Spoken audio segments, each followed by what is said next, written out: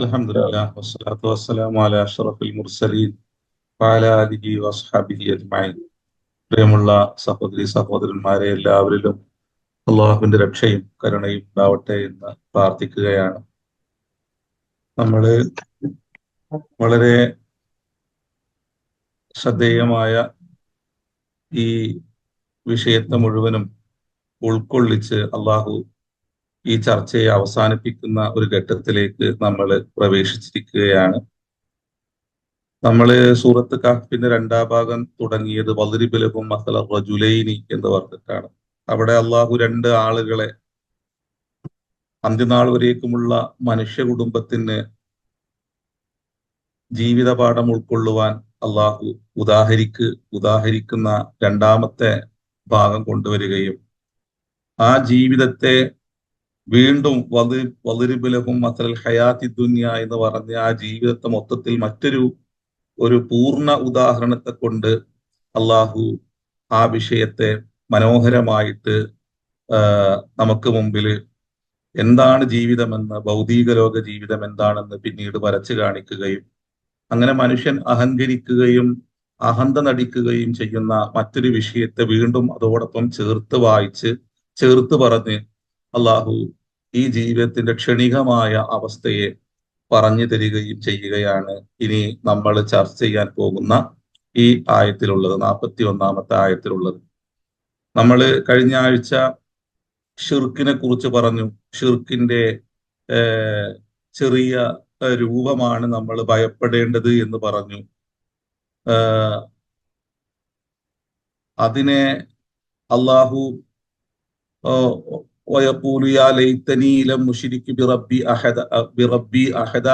എന്ന് പറയുമ്പോൾ ഒറ്റൊരു ചെറിയൊരു പ്രയോഗം അല്ലെങ്കിൽ ഒരു നിഅമത്തിനോടുള്ള ഒരു മനുഷ്യന്റെ ധിക്കാരപൂർണമായൊരു സമീപനം എങ്ങനെയാണ് ആ മനുഷ്യന്റെ ജീവിതത്തെ അടിമേൽ മറിക്കുന്നത് എന്നും അത് എത്രത്തോളം അപകടകരമാണ് എന്നും നമ്മുടെ ജീവിതത്തിലെല്ലാം ഇത്തരത്തിലുള്ള പ്രയോഗങ്ങളും പടച്ച തമ്പുരാനെ മനസ്സിലാക്കാൻ കഴിയാത്ത രൂപത്തിലുള്ള നമ്മുടെ എല്ലാം തന്നെ സംസാരങ്ങളും ഇടപെടലുകളും നമ്മുടെ ജീവിതത്തെയും എങ്ങനെയാണ് താളം തെറ്റിക്കുന്നത് എന്നെല്ലാം നമ്മൾ കഴിഞ്ഞ ആഴ്ച പറഞ്ഞു. അപ്പോ ഒരു പ്രതിസന്ധിക്ക് മുമ്പിലാണ്, നമുക്കൊരു പ്രതിസന്ധി വരുന്ന സമയത്താണ് മനുഷ്യരെല്ലാവരും അവന്റെ നാഥനെ, അവന്റെ ഹൃദയമറിഞ്ഞ് അവന്റെ ഫിത്രത്തിനെ ശുദ്ധമായിട്ട് പ്രയോഗിക്കുക, അവന്റെ പ്രകൃതി പോലത്തെ ശുദ്ധമായിട്ട് പ്രയോഗിക്കുക. ആ സമയം അത്തരത്തിലുള്ള വിളികൾക്കോ അല്ലെങ്കിൽ അപേക്ഷകൾക്കോ ഒന്നും തന്നെ ഒരു പ്രാധാന്യവും ഉണ്ടാകുകയില്ല എന്നുള്ളതിനെ സൂചിപ്പിച്ച് വലം തഖുല്ലഹു ഫിഅത്തുൻ യൻസുറൂനഹു മിൻ ദൂനില്ലാഹി വമാ കാന മുൻതസിറ എന്ന ആയത്തിലൂടെ അള്ളാഹു നമ്മെ ബോധ്യപ്പെടുത്തുകയും ചെയ്യുന്ന വിഷയം പറഞ്ഞു. പിന്നെ ഹുനാലിക്കൽ വലായത്തു ലില്ലാഹിൽ ഹഖ് ഹുവ ഖൈറു സവാബൻ വ ഖൈറു ഉഖബ.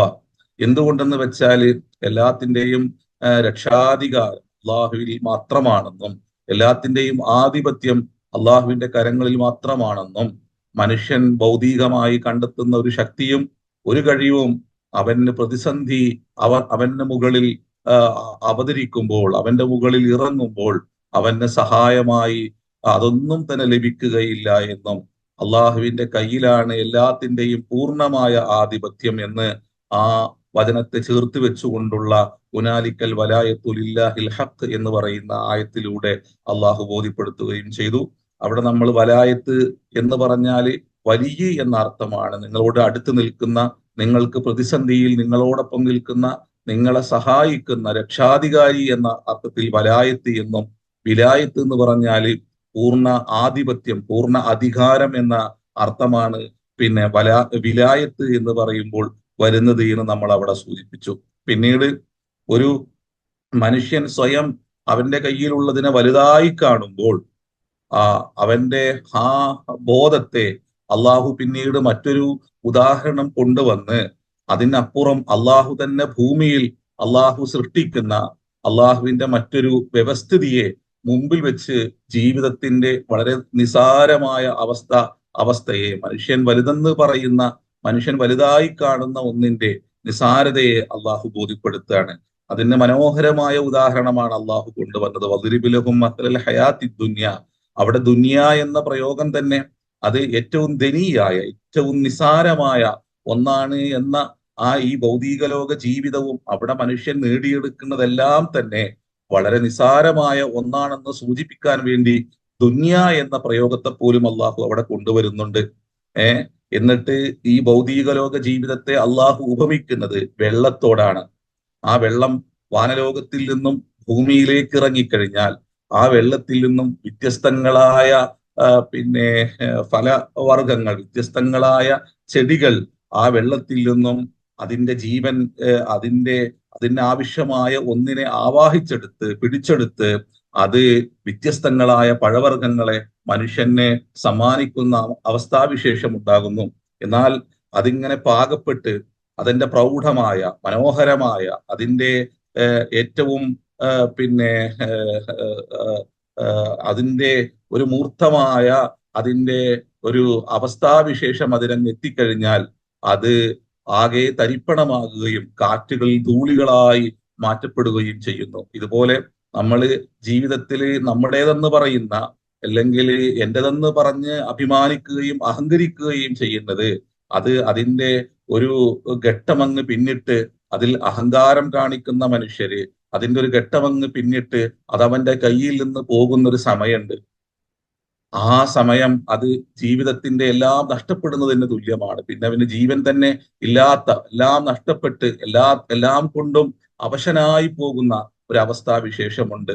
അതിനോട് ഈ പിന്നെ ഭൗതിക ലോകത്തെ അവൻ കാണുന്ന ഈ ഭൗതികതയുടെ മഹാസൗന്ദര്യത്തെ അള്ളാഹു അവന്റെ മുമ്പിൽ ഉപമയായിട്ട് വെക്കുകയും അതെല്ലാം എങ്ങനെയാണ് ഒരു മഴ വന്ന് ഈ പ്രപഞ്ചത്തിന്റെ ഭൂമുഖം എല്ലാം തന്നെ പിന്നെ സൗന്ദര്യപൂർണമാകുകയും പെടുന്നനെ അതെല്ലാം നോക്കി നിൽക്കെ അതെല്ലാം തരിപ്പണമായി ഒരു കാറ്റിൽ ധൂളികളായി മാറിപ്പോകുന്നത് എങ്ങനെയാണോ അതുപോലെയാണ് ഈ ഭൗതിക ലോക ജീവിതം എന്ന് അള്ളാഹു മനുഷ്യനെ നന്നായി പഠിപ്പിക്കുകയും അള്ളാഹുവാണ് എല്ലാത്തിനും കഴിവുറ്റവൻ, എല്ലാത്തിനെയും നിങ്ങൾക്ക് നൽകുന്നവനും അതിനെ വീണ്ടെടുക്കുകയും ചെയ്യുന്നവൻ അള്ളാഹുവാണ് എന്ന് ആ ആയത്തിലൂടെ പിന്നീട് മനുഷ്യന്റെ മുമ്പിൽ അള്ളാഹു ബോധ്യപ്പെടുത്തുകയാണ്, മനുഷ്യനെ ബോധ്യപ്പെടുത്തി കൊടുക്കുകയാണ്.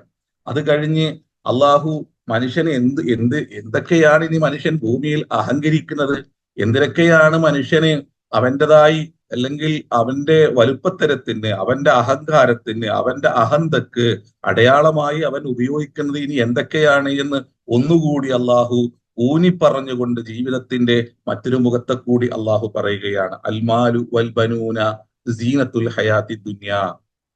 സമ്പത്തും സന്താനങ്ങളും സീനത്തുൽ ഹയാത്തി ദുനിയ ഈ ഭൗതിക ലോക ജീവിതത്തിന്റെ സൗന്ദര്യമാണ്, അല്ലെങ്കിൽ അതിന്റെ ഒരു എന്താണ് പറയാ, നമ്മൾ മലയാളത്തിൽ പറയില്ല അല്ലെ, ഭംഗിയാണ്. ഈ ഭൗതിക ലോക ജീവിതത്തിന്റെ ഒരു ഭംഗിയാണ്. വൽബാഖിയാത്തു സ്വാലിഹാത്തു, അപ്പോൾ അവശേഷിക്കുന്ന സുഹൃതങ്ങളുണ്ടല്ലോ, ഖൈറുൻ ഇൻദ റബ്ബിക സവാബൻ വ ഖൈറുൻ അമല. ഖൈറുൻ ഇൻദ റബ്ബിക, നിന്റെ റബ്ബിന്റെ അടുക്കൽ ഖൈറായതും നാളെ സ്വർഗമായി നിനക്ക് പ്രതിഫലമായി ലഭിക്കുന്ന ഒന്നുമായി മാറുന്നത്, ഹുൽദിയായ സ്വർഗമായി നിനക്ക് ലഭിക്കാൻ പോകുന്നത് നിന്റെ കർമ്മങ്ങളിൽ അവശേഷിക്കുന്ന സുഹൃതങ്ങൾ മാത്രമാണ് എന്ന് അള്ളാഹു പറഞ്ഞു വെക്കുകയാണ്. അപ്പൊ ഇവിടെ അൽ മാലു വൽ ബനൂന സീനത്തുൽ ഹയാത്തി ദുനിയ, ഇവിടെ അൽ മാലു വൽ ബനൂന ഇവിടെ വളരെ ശ്രദ്ധിക്കേണ്ട സംഗതി ഉണ്ട് കേട്ടാ. പിന്നെ ഈ രണ്ട് കാര്യങ്ങളെയാണ് മുഫസ്സിരീങ്ങൾ പറയും ഹിയൽ അനാസിറുൽ അസാസിയ, അടിസ്ഥാന ഘടകങ്ങളാണ്. പിന്നെ മനുഷ്യ ജീവിതത്തിൽ അപകടമായി നിലനിൽക്കുന്ന രണ്ട് അടിസ്ഥാന ഘടകങ്ങളാണ് സമ്പത്തും സന്താനങ്ങളും എന്ന് പറയുന്നത്. ഹിയൽ അനാസിറുൽ അസാസിയ ഫി ഫിത്റത്തിന്നാസി ഫി ദുനിയ, ഭൗതിക ലോകത്ത് മനുഷ്യന് അപകടമായി ഭവിക്കുന്ന രണ്ട് ഘടകങ്ങള് ഈ സമ്പത്തും സന്താനവുമാണ്. ഇവിടെ എന്തുകൊണ്ടാണ് സമ്പത്തിനെ അള്ളാഹു പൊന്തിച്ചത്? ഇവിടെ തുടങ്ങുന്നത് എങ്ങനെയാണ്? അൽ മാലു വൽ ബനൂന എന്ന് പറഞ്ഞിട്ടാണ്. സന്താനങ്ങൾ പിറവി കൊള്ളുന്നത്, അല്ലെങ്കിൽ സന്താനങ്ങളുടെ ഭൗതിക ലോക ജീവിതത്തിന്റെ സൗകര്യങ്ങളും സുഖങ്ങളും സന്തോഷങ്ങളുമെല്ലാം രൂപം പ്രാപിക്കുന്നത് സമ്പത്ത് മനുഷ്യന് വന്നു ഭവിക്കുമ്പോഴാണ്. അതുകൊണ്ടാണ് സമ്പത്തിനെ അള്ളാഹു ഇവിടെ മുന്തിച്ചിരിക്കുന്നത്. അൽ മാലു എന്ന് പറഞ്ഞിരിക്കുന്നത് അതിന്റെ അടിസ്ഥാനത്തിലാണ്. നമ്മുടെ ജീവിതത്തിലേക്ക് ഇങ്ങനെ നോക്കിയാല് എന്തുകൊണ്ട് അള്ളാഹു സമ്പത്തിനെ മുന്തിച്ചു എന്ന് നമുക്ക് മനസ്സിലാകും, അല്ലേ? ഇപ്പോ സമ്പത്ത് നല്ല സാമ്പത്തികാവസ്ഥ ഉള്ളവന് ചില സമയങ്ങളിൽ കുഞ്ഞുങ്ങൾ ഉണ്ടാവില്ല. അപ്പോ അവന്റെ സമ്പത്ത് ഉപയോഗിച്ച് അവൻ അതിന് വേണ്ടി പാടുപെടുന്നത് കാണാൻ പറ്റും. കുട്ടികൾക്ക് വേണ്ടിയിട്ട് പാടുപെടുന്നത് കാണാൻ പറ്റും.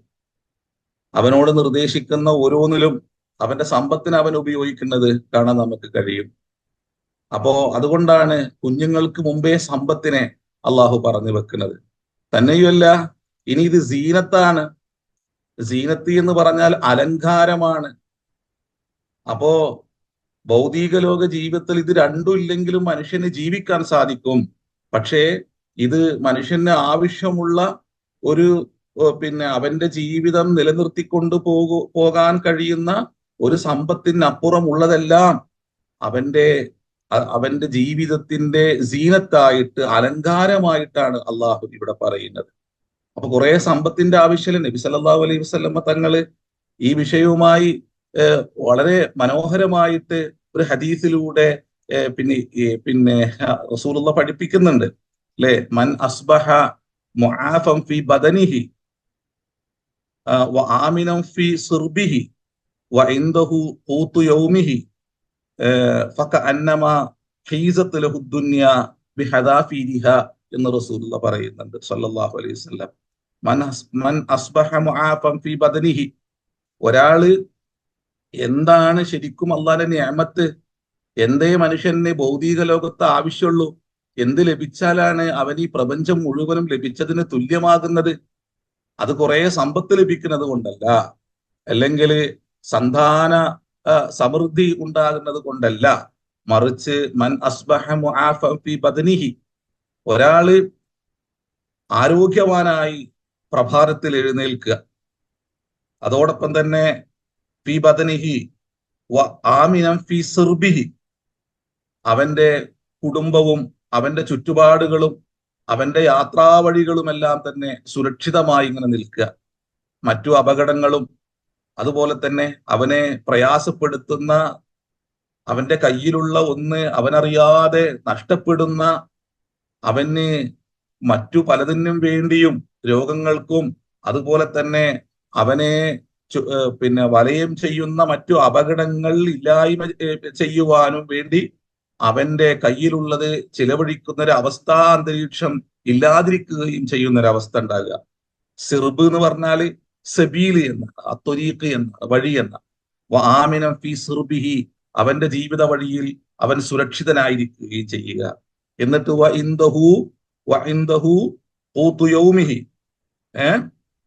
അവന്റെ കയ്യിൽ അവന് ആ ദിവസം കഴിക്കാനുള്ള കുറച്ച് ഭക്ഷണം ഉണ്ടായിരിക്കുക. അവന് ഈ ഭൗതിക ലോകത്തെ മുഴുവനും നേടിയവനെ പോലെയാണ്. അപ്പൊ കുറച്ച് മതി, അതിനപ്പുറമുള്ളതെല്ലാം തന്നെ സീനത്താണ്. അതുകൊണ്ടാണ് അൽ മാലു വൽ ബനൂന സീനത്തുൽ ഹയാത്തി ദുനിയ എന്ന് പറഞ്ഞത്.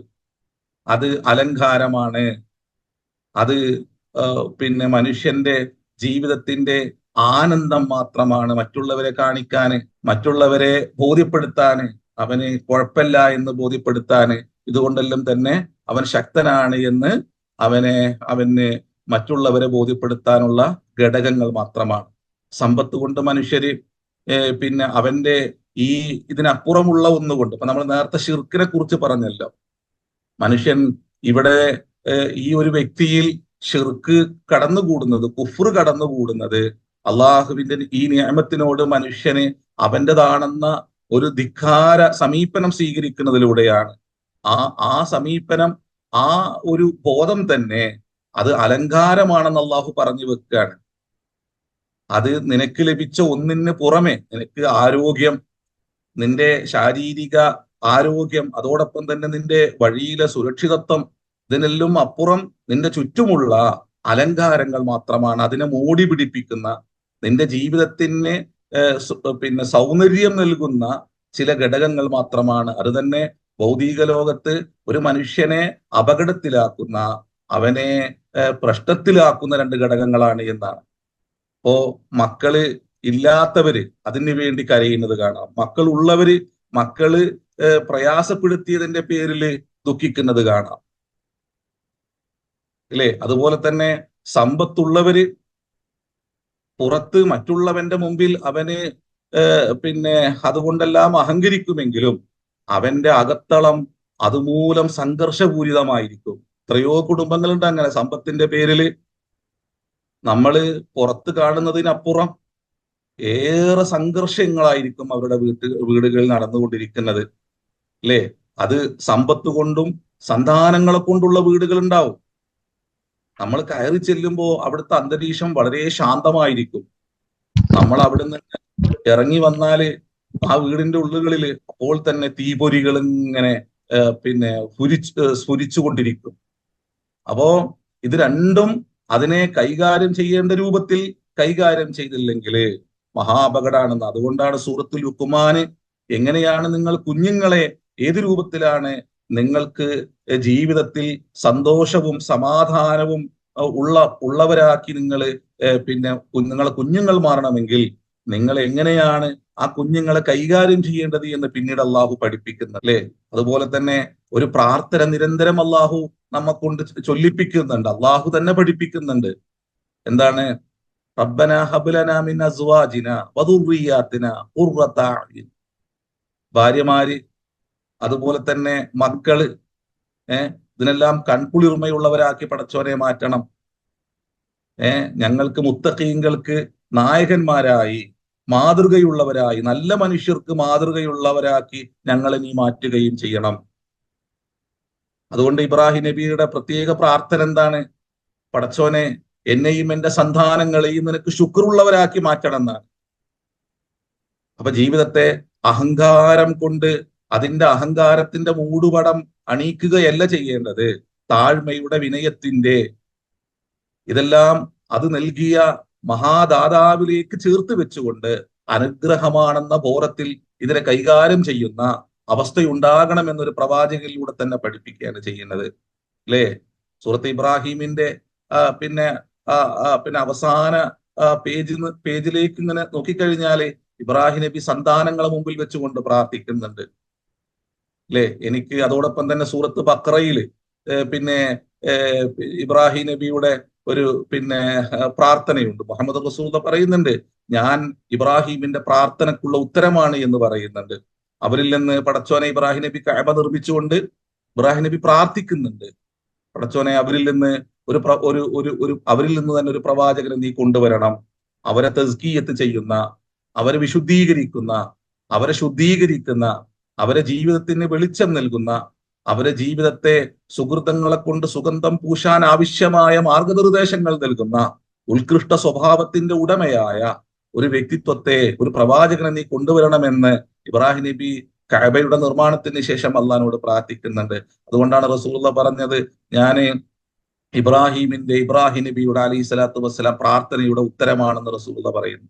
മക്കൾക്ക് വേണ്ടി അവർ സ്വാലിഹീങ്ങളാകുവാൻ അവർ നമ്മളോടൊപ്പം ചേർന്ന് നിന്ന് സ്വാലിഹീങ്ങളായ മനുഷ്യർക്ക് നമ്മളെ നോക്കുമ്പോൾ നമ്മളിൽ നിന്ന് നന്മയുടെ പാഠം ഉൾക്കൊള്ളാൻ പറ്റുന്ന ഒരു കുടുംബമായി മാറാൻ നമുക്ക് സാധിക്കണം. അതുകൊണ്ട് നിരന്തരം അള്ളാഹു ഇങ്ങനെ പറയാണ്, പ്രാർത്ഥിക്കാൻ ആവശ്യപ്പെടുകയാണ് അള്ളാഹ്. ഇന്ന് അഹങ്കാരികളുടെ ഒരു ലോകമാണ്. എത്രയോ കുടുംബങ്ങള് ഇന്ന് മക്കളെ കൊണ്ട് വിഷമിക്കുന്ന മാതാപിതാക്കളുണ്ട്, അല്ലെ? മക്കളില്ലാതെ കരയുന്ന കുടുംബങ്ങളുണ്ട്. അപ്പൊ ഈ സീനത്തിനെ എല്ലാം തന്നെ എങ്ങനെയാണ് കൈകാര്യം ചെയ്യേണ്ടത്? ലില്ലാഹി മുൽക്കുസ്സമാവാതി വൽ അർദ് യഖ്ലുഖു മാ യശാ. അള്ളാഹുവിനാണ് ആകാശഭൂമികളുടെ ആധിപത്യം. യഖ്ലുഖു മാ യശാഉ, അവൻ ഉദ്ദേശിക്കുന്നത് അവൻ സൃഷ്ടിക്കുന്നു. ലിമൻ യശാഉ ഇനാസൻ വയഹ്ബു ലിമൻ യശാഉ ദുകൂറ. അള്ളാഹു ഉദ്ദേശിക്കുന്നവർക്ക് അള്ളാഹു പെൺകുട്ടികളെ മാത്രം അള്ളാഹു ദാനമായി നൽകുന്നു.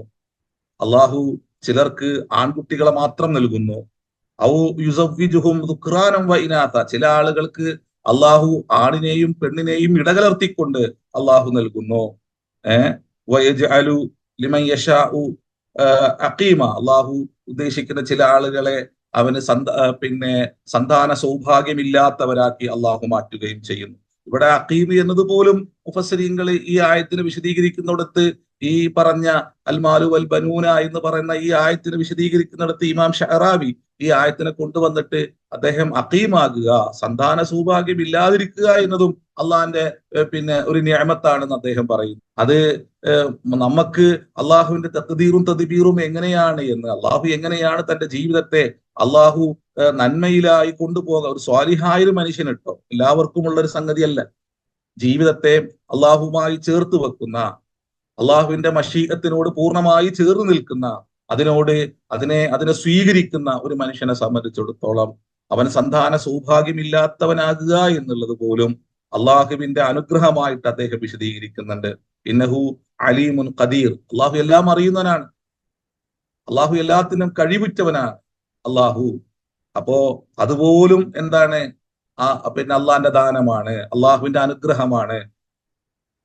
അതുപോലെ തന്നെ പെൺകുട്ടികൾ മാത്രം പിറന്ന ആൾക്കാര് ഉള്ള ആളുകൾ ദുഃഖിക്കുന്നവരുണ്ടാവും, പക്ഷെ അത് അള്ളാഹിന്റെ അനുഗ്രഹമാണ്. നബി സല്ലല്ലാഹു അലൈഹി വസല്ലം തങ്ങള് 2 പെൺകുട്ടികൾ ഒരു വ്യക്തിക്ക് ഉണ്ടാകുകയും ആ പെൺകുട്ടികളെ ഏറ്റവും നന്നായി അള്ളാഹുവിന്റെ ചിന്തയിലായി, ഏറ്റവും നല്ല ജീവിത ചിട്ടയുള്ളവരായി, നന്ദിയുള്ള മക്കളായി ആ കുഞ്ഞുങ്ങളെ ഒരു വ്യക്തി വളർത്തിക്കഴിഞ്ഞാൽ ആ 2 മക്കൾ സ്വർഗത്തിലേക്കുള്ള കവാടമാണ് ആ വ്യക്തിക്ക് എന്ന് റസൂലുള്ള പറയുന്നുണ്ട്. അവർക്ക് ഞാൻ സ്വർഗം കൊണ്ട് ജാമ്യം നിൽക്കുന്നു എന്ന് റസൂലുള്ള പറയുന്നുണ്ട്. പെൺകുട്ടികൾ ഉണ്ടാകുക എന്ന് പറയുന്നത് അത് സൗഭാഗ്യമാണ്. അങ്ങനെ ഒരു കാലം ഉണ്ടായിരുന്നു. പെൺകുട്ടികൾ പിറക്കുന്നത് പിന്നെ ജീവിതത്തിന്റെ ദുരന്തമായി കാണുന്ന ഒരു ലോകം ഉണ്ടായിരുന്നു. അവിടുന്നാണ് നബി സല്ലല്ലാഹു അലൈഹി വസല്ലമ തങ്ങൾ പെൺകുട്ടിയെ തന്റെ ഹൃദയത്തിന്റെ കഷ്ണമായിട്ട് റസൂലുള്ള ലോകത്തിന് പരിചയപ്പെടുത്തി കൊടുക്കുന്നത്. ഫാത്തിമത്തു ബിദ്അത്തും മിന്നി, ഫാത്തിമ എന്റെ ഹൃദയത്തിന്റെ ഒരു ഭാഗമാണ് എന്ന് പറഞ്ഞുകൊണ്ട് പെണ്ണിന്റെ അഭിമാനത്തെയും പെണ്ണിന്റെ വ്യക്തിത്വത്തെയും പിന്നെ സ്വർഗത്തിന്റെ കവാടമാണെന്നും പഠിപ്പിക്കുന്ന ഒരു നായകൻ ലോകത്ത് രൂപപ്പെടുന്നു. അങ്ങനെ പെണ്ണിന്റെ അഭിമാനത്തെ വകവെച്ചു കൊടുക്കുന്ന റസൂലുള്ള ആ പെണ്ണിന്റെ അഭിമാനത്തെ അള്ളാഹു വകവെച്ചു കൊടുക്കുകയും ചെയ്യുന്നു, അല്ലേ? അപ്പോ പിന്നെ പെൺകുട്ടികൾ ജീവിതത്തിന്റെ മഹാസൗഭാഗ്യമാണെന്ന് റസൂലുള്ള പഠിപ്പിക്കുന്നു. എന്നാൽ അതേ കാലത്ത് തന്നെ ഇന്നും ഭൂമി ലോകത്ത് പെൺകുട്ടികൾ പിറന്നു വീണാല് മുഖം കറക്കുന്ന ആളുകളുണ്ട് എന്ന് പറയുന്നുണ്ട്. വൈദാ ബുശ്ശിറ അഹദുഹും, അവരെ പെൺകുട്ടി ബിൽ ഉൻസ, പെൺകുട്ടി പിറന്ന പിന്നെ വാർത്ത അവരോട് പോയി പറഞ്ഞാല്, എനിക്കൊരു പെൺകുട്ടി പിറന്നിട്ടുണ്ട് എന്ന് പറഞ്ഞാല് വല്ല വജുഹു മുസ്വദ്ദൻ വഹുവ കലീം, അവന്റെ മുഖമാകെ ഇരുണ്ടിരിക്കും, അവൻ കോപത്താൽ അവനിങ്ങനെ വിറക്കും. ഇന്ന് ലോകത്ത് അങ്ങനെ ഉണ്ട്. പെൺകുട്ടി പിറന്നു എന്ന് പറയാൻ തന്നെ പിന്നെ മോശമുള്ള സമൂഹമുണ്ട്. ഈ ആയത്തിനെ അള്ളാഹു മനുഷ്യൻ സ്ത്രീകളെ ദൈവങ്ങളാക്കി വെക്കുന്ന ഒരു വിഷയവുമായിട്ട് അള്ളാഹു ബന്ധിപ്പിക്കുന്നുണ്ട് ഈ വിഷയത്തെ. അത് മറ്റൊരു ചർച്ചയാണ്. എന്നാലും പെണ്ണിനെ ദൈവീക സ്ഥാനത്ത് പ്രതിഷ്ഠിക്കുന്നവർ തന്നെ പെൺകുഞ്ഞ് പിറന്നാൽ അത് അവന്റെ ജീവിതത്തിന്റെ ആനന്ദത്തെ, സന്തോഷത്തെ തകിടം മറിക്കുന്ന ഒന്നായി കാണുന്ന ഒരു ലോകത്തെ ഇന്നും ആ ആയത്ത് വളരെ പ്രസക്തമാണിത്. ഈ ആയത്തിനോട് എങ്ങനെയാണ് അള്ളാഹു മനുഷ്യൻ പൂജിക്കുന്ന സ്ത്രീകളെ ആരാധ്യ വസ്തുക്കളായി പൂജിക്കുന്ന മനുഷ്യരുമായിട്ട് എങ്ങനെയാണ് ഈ ആയത്തിനെ ബന്ധിപ്പിക്കുന്നത് എന്ന് നിങ്ങൾ ഇന്നൊന്ന് നോക്കുക. ഈ ആയത്തിനെ, നമ്മുടെ മുമ്പിലുള്ള ചിത്രത്തെ, ഇന്ന് മനുഷ്യന്റെ ഇന്ന് നിലനിൽക്കുന്ന മനുഷ്യന്റെ അവസ്ഥാവിശേഷത്തെ പോലും അള്ളാഹു അതിൻ്റെ ഉള്ളിലൂടെ മനോഹരമായിട്ട് അള്ളാഹു വരച്ചു പോകുന്നുണ്ട്, അള്ളാഹു എടുത്തു കാണിക്കുന്നുണ്ട് അള്ളാഹു. അപ്പോ പെൺകുട്ടികള് ജീവിതത്തിന്റെ ആനന്ദമാണ് എന്ന് റസൂലുള്ള പഠിപ്പിക്കുകയാണ്. അവര് സ്വർഗത്തിന്റെ കവാടമാണെന്ന് റസൂലുള്ള പഠിപ്പിക്കുകയാണ്. ഈ പെൺകുട്ടികൾ മാത്രം ഉള്ളത് കൊണ്ട് ദുഃഖിക്കുന്ന ആൾക്കാരുണ്ട്. എന്നാൽ അവിടെ അള്ളാഹു അനുഗ്രഹം വെക്കുന്നുണ്ട്. ആ അനുഗ്രഹം എങ്ങനെയാണ്? ഒരു പക്ഷെ ആൺകുട്ടികളെ കൊണ്ട് സന്തോഷിക്കുന്നവൻ ഒരു ഘട്ടം പിന്നിട്ട് കഴിഞ്ഞാല് ആ കുട്ടികള് അവനെ അവഹേളിക്കുകയും നിന്ദിക്കുകയും ഒരു പക്ഷേ അവനോട് മുഖം തിരിഞ്ഞു നിൽക്കുകയും ജീവിതത്തിൽ അതുമൂലം പ്രയാസം അനുഭവിക്കുകയും ചെയ്യുന്ന ആൾക്കാരുണ്ടാവും. എന്നാൽ പെൺകുട്ടികൾ ദുഃഖമാണെന്ന് കരുതിയവൻ ആ പെൺകുട്ടികൾ വളരുകയും അവര് നന്നായി ജീവിതത്തില് നന്നായി പ്രയത്നിക്കുകയും അവര് വിദ്യാസമ്പന്നരായി മാറി, അവർ വിവാഹം കഴിച്ച് അവരുടെ കൂടെ വരുന്ന അവരുടെ ഭർത്താക്കന്മാര് ആ വ്യക്തിയുടെ പിന്നെ ആൺമക്കളായിട്ട് അയാൾക്ക് താങ്ങും തണലുമായിട്ട് മാറുന്ന രംഗമുണ്ട്. ഇതെല്ലാം ഇങ്ങനെ വിശദീകരിക്കുന്നുണ്ട് കേട്ടോ ഇമാം ഷഹറാവി. നമ്മൾ ഈ പറയുന്നത് പോലെ നമ്മുടെ ചുറ്റുപാടിൽ നമ്മളെല്ലാം പറയുന്ന ഈ ഒരു വിഷയം ഈ ആയത്തുമായി ബന്ധപ്പെട്ട് ഇമാം ഷഹറാവി വിശദീകരിക്കുന്നുണ്ട്. അപ്പോ എന്നാൽ അതോടൊപ്പം തന്നെ ഇതെല്ലാം എന്താണ്? ഒരു സീനത്താണ്, ഒരു ഭൗതിക ലോകത്തെ അലങ്കാരങ്ങളാണ്. ഈ അലങ്കാരങ്ങളെ നാം ഈ പറയുന്ന രൂപത്തില് അള്ളാഹുവിന്റെ നിഅമത്തായി കാണുകയും ആ നിഅമത്തിന്റെ എല്ലാം തന്നെ കുട്ടികൾ ഉണ്ടാകുന്നതും സമ്പത്തുണ്ടാകുന്നതും സമ്പത്ത് ഇല്ലാതിരിക്കുന്നതും അതുപോലെ തന്നെ ആൺകുട്ടികളാകുന്നതും പെൺകുട്ടികളാകുന്നതും ആൺകുട്ടികളും പെൺകുട്ടികളും ജീവിതത്തിൽ വരുന്നതും അത് ഇല്ലാത്തൊരവസ്ഥാവിശേഷം ഉണ്ടാകുന്നതുമെല്ലാം തന്നെ അള്ളാഹുവിന്റെ തദ്ബീറിന്റെ ഭാഗമാണ്, അള്ളാഹുവിന്റെ ഇടപെടലിന്റെ ഭാഗമാണ്. അതെല്ലാം ഒരു ഒരു ദാനം നൽകുന്ന അള്ളാഹുവുമായി ചേർത്ത് വെക്കുകയും ഇതിനെയെല്ലാം തന്നെ അനുഗ്രഹമായി കണ്ട് അതിനൊരു സീനത്തായിട്ട് നമ്മുടെ ജീവിതത്തിൽ ഉപയോഗിക്കാതെ, അതിനെ അഹങ്കാരത്തിന്റെ അടയാളമായിട്ട് ഉപയോഗിക്കാതെ നമ്മൾ അതിനെല്ലാം ക്രിയാത്മകമായി ഉപയോഗിക്കുകയാണെങ്കിൽ, നോക്കിക്കാണുകയാണെങ്കിൽ അത് ജീവിതത്തിന്റെ സൗഭാഗ്യങ്ങളായിട്ട് മാറുകയും അള്ളാഹുവിന്റെ അടുക്കൽ ബാക്കിയാത്തു സ്വാലിഹാത്തായിട്ട് നമ്മൾ ജീവിതത്തിൽ ഒഴിവാക്കിയിടുന്ന സുഹൃതങ്ങളായിട്ട് മാറുകയും ചെയ്യുമെന്ന് പിന്നെ അള്ളാഹു പറയുകയാണ് നമ്മളോട്. അതിനാല് അതാണ് ഹൈറായത്. ഇതിനൊരു സീനത്തായി കണ്ട് മറ്റുള്ളവർക്ക് മുമ്പിൽ അഹങ്കാരം നടിക്കുന്നതിന് പകരം ഈ രൂപത്തിൽ നന്മയുടെ ഭാഗമാക്കി ഇതിനെല്ലാം മനുഷ്യൻ എന്താക്കണം? മാറ്റാൻ സാധിക്കണം. അങ്ങനെ കഴിയുകയാണെങ്കിൽ അവന് അതെല്ലാം ബാക്കിയാത്തു സ്വാലിഹാത്തായി അവന്റെ ജീവിത കർമ്മങ്ങളിലെ അവൻ നിക്ഷേപിക്കുന്ന, അവൻ ഒഴിവാക്കി വെക്കുന്ന സുഹൃതങ്ങളായിട്ട് മാറുകയും അത് അള്ളാഹുവിന്റെ അടുക്കൽ അവന് ഹൈറായി തീരുകയും അത് അവന്റെ സ്വർഗപ്രവേശനത്തിന് കാരണമായി ഭവിക്കുകയും ചെയ്യും. വസവാബൻ വഖൈറുൻ അമല എന്ന് അള്ളാഹു പറഞ്ഞു വെക്കുകയാണ്.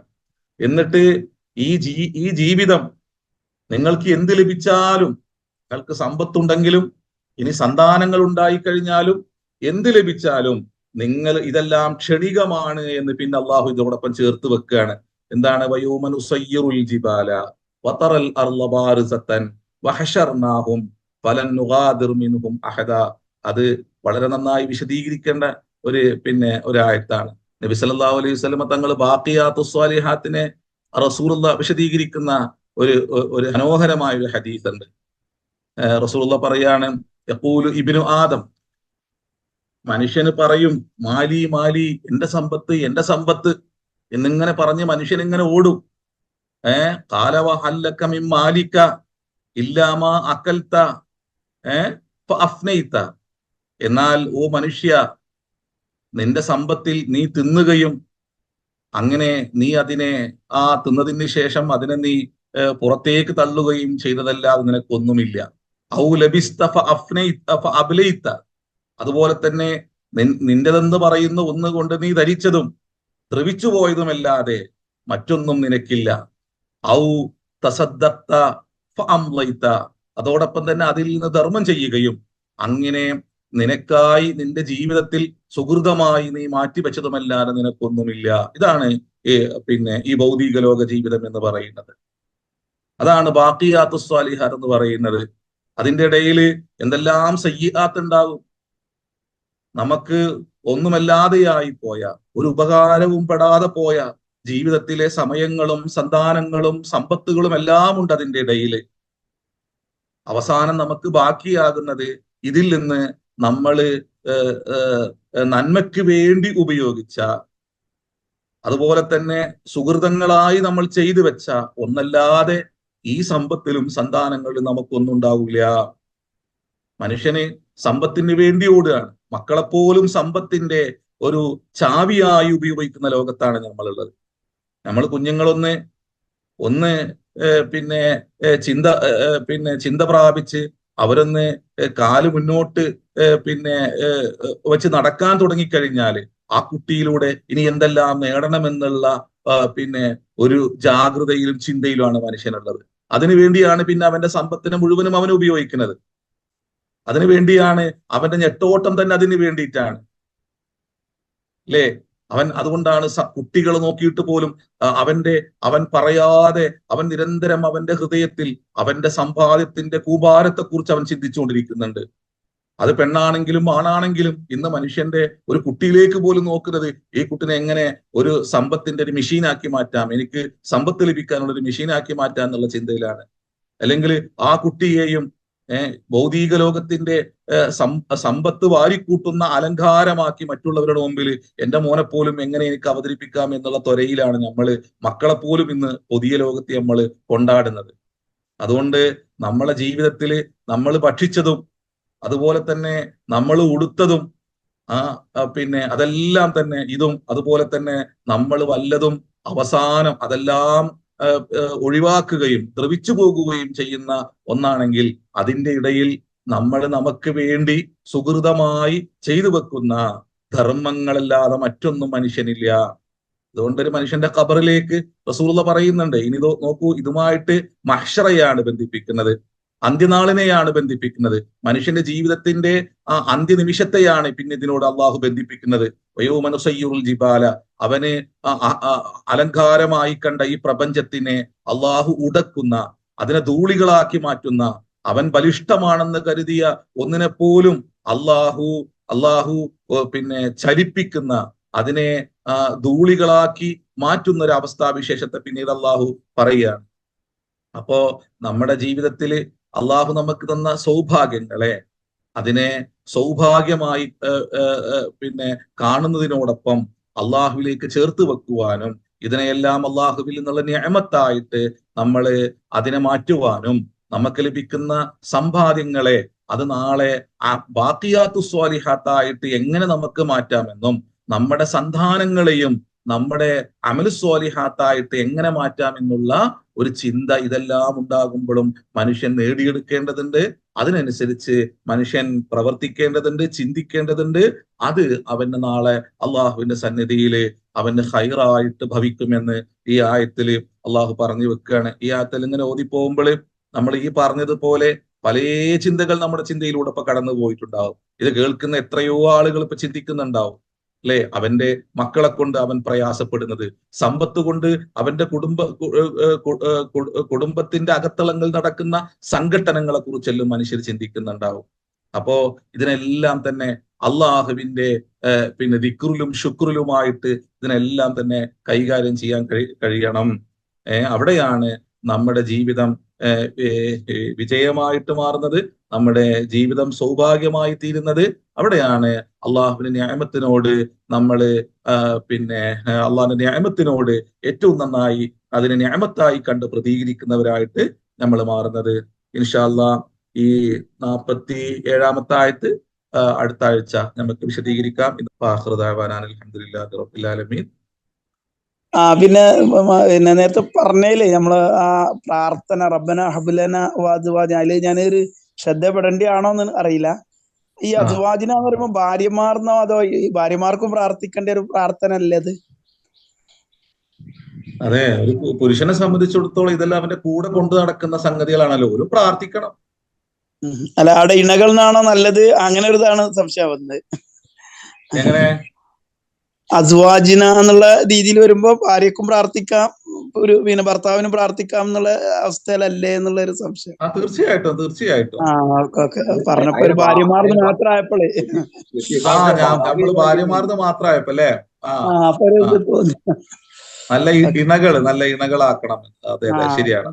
വേറൊരു സംഭവം എന്താന്ന് വെച്ചാല് അതിനെ ഈ ഭാര്യമാരി എന്ന് തന്നെ ചില മുഫസ്സിരീങ്ങൾ അർത്ഥം പറയുന്നതിന് പിറകില് സൂറത്ത് ആൽ ഇംറാനിലെ ഒരു ആയത്തുണ്ട്, സുയ്യന ലിന്നാസി ഹുബ്ബു ശഹവാതി മിനൻ നിസാഇ വൽ ബനീന വൽ ഖനാതിരിൽ മുഖന്തറതി മിനൽ ദഹബി വൽ ഫിദ്ദതി വൽ ഖൈലിൽ മുസവ്വമതി വൽ അൻആം എന്ന ആയത്ത്. മനുഷ്യൻ ഇതിനെ കാണുന്ന ഒരു കാഴ്ചയുണ്ട്. ഭാര്യയാണെങ്കിലും സന്താനങ്ങളാണെങ്കിലും സ്ത്രീകളെയും കുഞ്ഞുങ്ങളെയും മനുഷ്യൻ കാണുന്ന ഒരു കാഴ്ചയുണ്ട്. അപ്പൊ ആ കാഴ്ചയിൽ മനുഷ്യൻ ഒരു പുരുഷൻ വരുത്തേണ്ട ചിന്താപരമായ മാറ്റത്തിന്റെ ഉള്ളിലുണ്ട് എന്നുള്ളതാണ്. എന്നാൽ അതെല്ലാം തന്നെ അള്ളാന്റെ ആയത്തുമാണ്, അതില്ലെങ്കിൽ ഇതൊന്നും നടക്കൂല. അപ്പൊ അവിടെ ഒരു പുരുഷന്റെ മനോബോധത്തെയാണ് അള്ളാഹു എടുത്ത് കാണിക്കുന്നത്. സുയ്യിന ലിന്നാസി ഹുബ്ബു ശഹവാതി മിനൻ നിസാഇ വൽ ബനീന ഒരു സ്ത്രീയെക്കാളും ഈ പ്രാർത്ഥന അവിടെ അങ്ങനെ അർത്ഥം പറഞ്ഞാലും അത് ശരിയാണ്. പക്ഷെ അതിനപ്പുറം പുരുഷന് കൂടുതൽ ആ പ്രാർത്ഥന നടത്തേണ്ടതുണ്ട്. ഞാൻ പറഞ്ഞത് നിങ്ങൾക്ക് മനസ്സിലായി തോന്നുന്നു. അതെ, ഉത്തരവാദിത്വ ബോധം കൂടുതൽ എന്നുള്ള അല്ലേ? ഉത്തരവാദിത്വം കൂടുതൽ എന്നുള്ളതല്ല, അവന്റെ ചിന്താപുറത്ത് എപ്പോഴും നന്മയിലായി എന്താക്കണം, അവന് അതിനെ പ്രയോഗിക്കണം. കാരണം ഭൂമിയിൽ പിന്നെ സ്ത്രീ പുരുഷ ബന്ധങ്ങളിലെ പിന്നെ സമീപനങ്ങൾ അള്ളാഹു പറയുന്നുണ്ടല്ലോ. ഇപ്പോ പെണ്ണിനോടും ആണിനോടും അവന്റെ ദൃഷ്ടി താഴ്ത്താൻ പറയുമ്പോഴും ഒരു പുരുഷന്റെ ഒരു സമീപനം പിന്നെ റസൂലുള്ളയും വിശദീകരിക്കുന്നുണ്ട്. നിങ്ങൾ വഴിയോരങ്ങളിൽ ഇരിക്കുമ്പോൾ നിങ്ങൾ എന്താക്കണം, വഴിക്കുള്ള കടപ്പാടുകൾ നൽകണം എന്നാണ്. എന്താണ് വഴിയുടെ കടപ്പാട്? ഒന്ന്, അവൻ ദൃഷ്ടി താഴ്ത്തണം എന്നുള്ളതാണ്. അപ്പോ സൈക്കോളജിക്കലായിട്ട് തന്നെ പിന്നെ ഒരു പുരുഷനിൽ നിന്ന് ഉണ്ടാകുന്ന സ്ത്രീ സമൂഹത്തിനുണ്ടാകുന്ന ഒരു അപകടമുണ്ട്. ഞങ്ങൾക്ക് വഴികളിൽ അങ്ങനെ ഇരിക്കാത്ത, ഞങ്ങൾ ഇങ്ങനെ ടെന്റ് കെട്ടിയിട്ട്, ഇന്നും അറബികളുടെ ഒരു സ്വഭാവത്തിൽപ്പെട്ടതാണ് ഇങ്ങനെ ടെന്റ് കെട്ടി ഇങ്ങനെ ഇരിക്കുക എന്നുള്ളത്. അപ്പൊ അത് ഞങ്ങൾക്ക് ഒഴിച്ചുകൂടാൻ പറ്റാത്തതാണ്.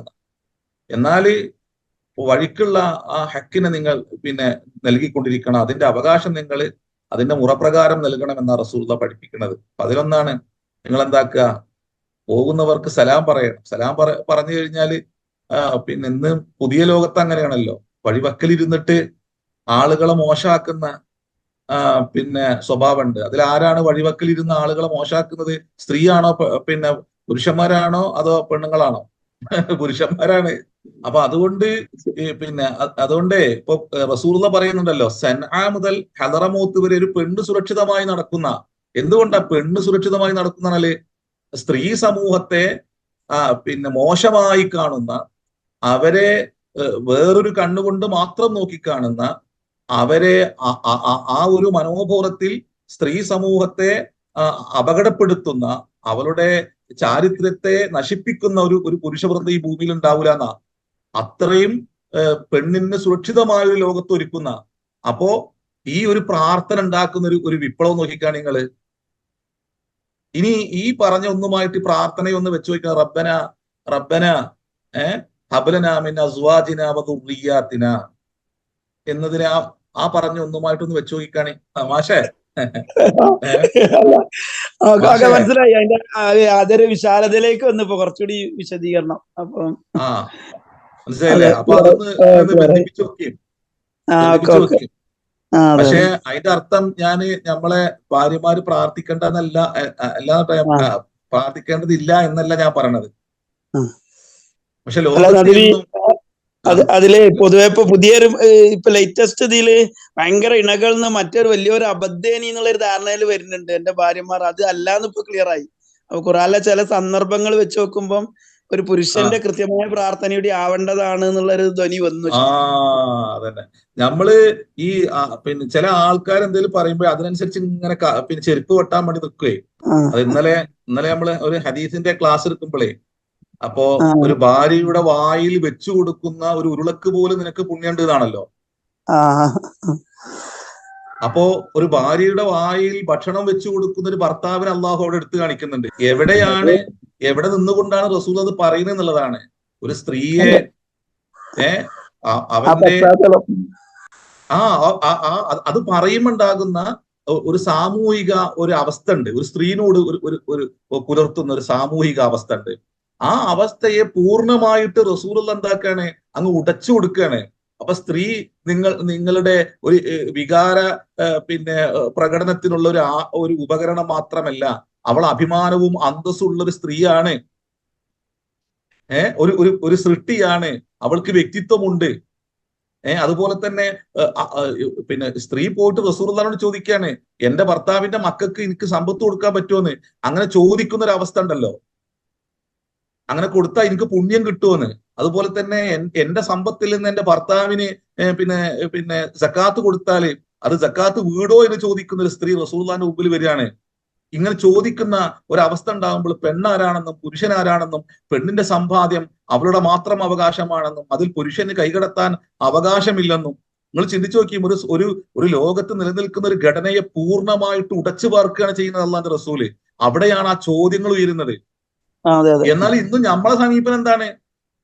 നിങ്ങൾ ചിന്തിച്ചു നോക്കി. എന്നാലും ഇന്നും ഇത് വായിക്കുന്ന ഒരു പുതിയ ലോകത്തെ നമ്മുടെ സമീപനം എന്താണ്? സ്ത്രീയോടുള്ള സമീപനം എന്താ? അഭിമാന ബോധത്താൽ തല ഉയർത്തിപ്പിടിച്ച ഒരു സ്ത്രീകളാണ് റസൂലുള്ളാഹിന്റെ ചുറ്റുമുള്ളത്. കാരണം അന്ന് നിലനിൽക്കുന്ന എല്ലാ സ്ത്രീകളോടുള്ള എല്ലാ മനുഷ്യന്റെ പുച്ഛമായ ഭാവത്തെയും ഉടച്ച് തകർക്കുകയും റസൂലുള്ളാഹി പെണ്ണ് പുരുഷന്റെ കൂടെ നിൽക്കുന്ന ഏറ്റവും അഭിമാനപൂർണമായ ഒരു അവസ്ഥാവിശേഷം ഉണ്ടാക്കുകയാണ്. അവിടെയാണ് വന്ന് ചോദിക്കുന്നത് നീ കൊടുക്കാൻ പറ്റുമോന്ന്. അപ്പൊ നീ കൊടുത്താൽ തെറ്റാകുമോ എന്നുള്ള ബോധത്തിലേക്ക് പോലും പോയി. അവിടെ വന്ന് ചോദിക്കുകയാണ് ഇത് കൊടുക്കാൻ പറ്റുമോന്ന്. അപ്പൊ റസൂലുള്ളാഹി പറയാ കൊടുത്തോ, എനിക്ക് രണ്ട് പ്രതിഫലം ഉണ്ട്. ഒന്ന് ഭർത്താവിനെ സഹായിച്ചു എന്നുള്ളത്. കാരണം പുരുഷനെ ഭാര്യക്ക് ഭക്ഷണം കൊടുക്കേണ്ടതും അവളെ പരിപാലിക്കേണ്ടതും അവൾക്ക് ഒരു പെണ്ണിനെ വെക്കുന്ന ഒരു ഉന്നതമായ ഒരു പെണ്ണിന്റെ ഒരു സ്ഥാനത്തെ എങ്ങനെയൊക്കെ നബി സല്ലല്ലാഹു അലൈഹി വസല്ലം തങ്ങൾ ഒരു പ്രത്യേക സാഹചര്യത്തിൽ ഇന്നും അതിന് എത്രമാത്രം അതിന് മൂല്യമുണ്ട് ആ വർത്താനത്തിൽ. നമ്മൾ ഇതിനെ വേറെ രൂപത്തിൽ നമ്മൾ മനസ്സിലാക്കുമ്പോഴാണ് നമ്മൾ നമ്മൾ നേരത്തെ പറഞ്ഞതുപോലെ ഈ കാലിലൊത്ത് ചെരുപ്പ് മുറിക്കാന്ന് അറിയില്ലേ, അത് നടക്കുന്നത്. നമ്മൾ ഈ സീനത്തിനെ നമ്മൾ എന്താക്കണം, നമ്മൾ ബാക്കിയാത്ത് സ്വാലിഹാത്തിന് വേണ്ടി ഉപയോഗിക്കണം എന്ന് പറയുകയും, അപ്പൊ നമ്മളൊരു പ്രാർത്ഥന ഉണ്ട്, റബ്ബന ഹബ്ലനാ മിൻ അസ്വാജിനാ വ ദുർരിയാത്തിനാ എന്ന് പറഞ്ഞപ്പോഴേ അവിടെ ഞാന് ഭാര്യമാര് എന്ന് ഞാൻ പറഞ്ഞിരുന്നു. അപ്പോ പിന്നീട് നമ്മളെ മുസ്തഫ മാഷ് എന്ത് പറഞ്ഞു, അവിടെ ഭാര്യമാര് എന്ന് പറയേണ്ടതുണ്ടോ എന്ന് ചോദിച്ചപ്പോ നമ്മൾ എന്താക്കിയതാണ്, അവിടെ ചില മുഫസ്സിരീങ്ങൾ അങ്ങനെ പറയുന്നത് ഇന്ന കാരണം കൊണ്ടാണെന്ന് വിശദീകരിച്ചതാണ്. ലത്തീഫ് മാഷ് പറഞ്ഞപ്പോ അങ്ങനെ ചില ആൾക്കാർ പറയുന്നത് എന്തുകൊണ്ടാണെന്ന് വെച്ചാല് നമ്മള് ആലി ഇംറാനിലെ ഒരു ആയത്തിനെ പറഞ്ഞിട്ട് അങ്ങനെ അങ്ങോട്ട് പോയതാണ്.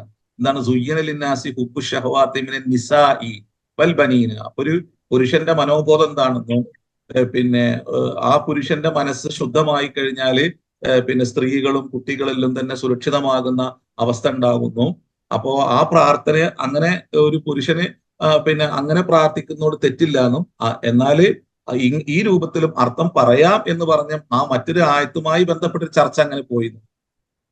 അപ്പൊ ഏതായാലും സലാം സാഹിബ് പറഞ്ഞ ആ ആയത്ത് വളരെ ഇതോടൊപ്പം ചേർത്ത് വെക്കേണ്ട ഒരു ആയത്താണ്.